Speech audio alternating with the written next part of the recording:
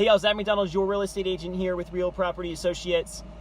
And I want to answer a question I've received a few times here recently, and that question is regarding remodeling. So the question is here today, should I remodel my house or should I buy a new house?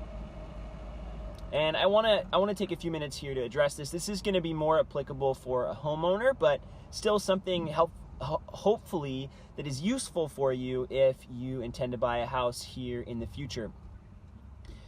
The conversation here is really what's going to bring the most value to you and what's going to be the best investment. And I talk about ROI, that's the common investment term.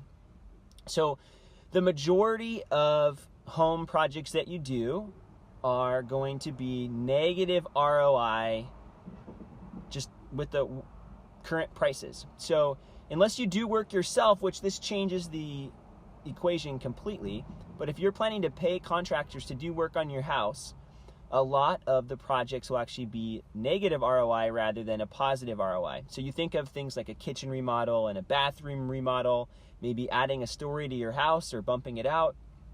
Most of these things actually will cost you more money than you will gain back in equity or increased value in your home. Now, if you do minor remodels, like right before selling, there's certain things that I talk with clients about, like maybe replacing a garage door or going ahead and doing a minor kitchen remodel, maybe just replacing the surfaces and painting the cabinets or things like that. Those are smaller scale things.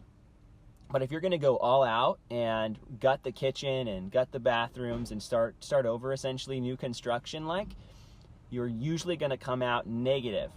And the benefit of buying a house, a new house, rather than remodeling is you are getting to purchase a house where somebody else did the work and is getting 70, 80 cents on the dollar rather than you.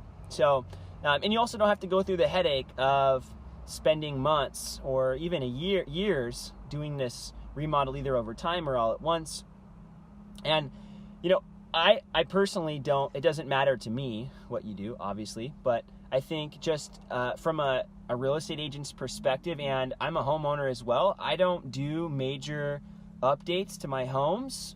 I'd much rather purchase, and I do updates, things that are going to be giving extra value to my house. I did a basement remodel, but I didn't go all out on it. I put a new window in to gain a bedroom. I replaced carpets and flooring and painted. Just very simple things. And those are all things that are going to have a positive ROI because you're bringing the value up on your house with a lot of, you could do it yourself. You could gain it with sweat equity, or you could pay somebody and it's going to be a more reasonable cost. Now, anytime you do major remodels, just like I talked about, you're going to spend a lot of money, it's going to take a lot of time, and you're going to be actually losing money on the project. Now, if you really like your neighborhood or you really like where you are and you want to stay there, that's a different conversation. I think you need to really weigh what the motivating factors are for you.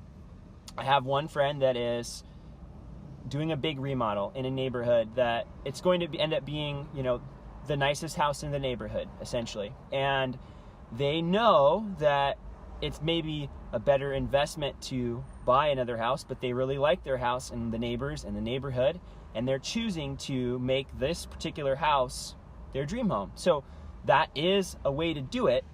I just want you to know up front that might not be your best investment, but it doesn't necessarily mean it's not the best thing for you. So I hope this is helpful, at least to kind of think through the conversation. It's definitely not exhaustive. If you're thinking about a big remodel or a purchase, get some bids, talk to some people, see what it's going to cost to do the work.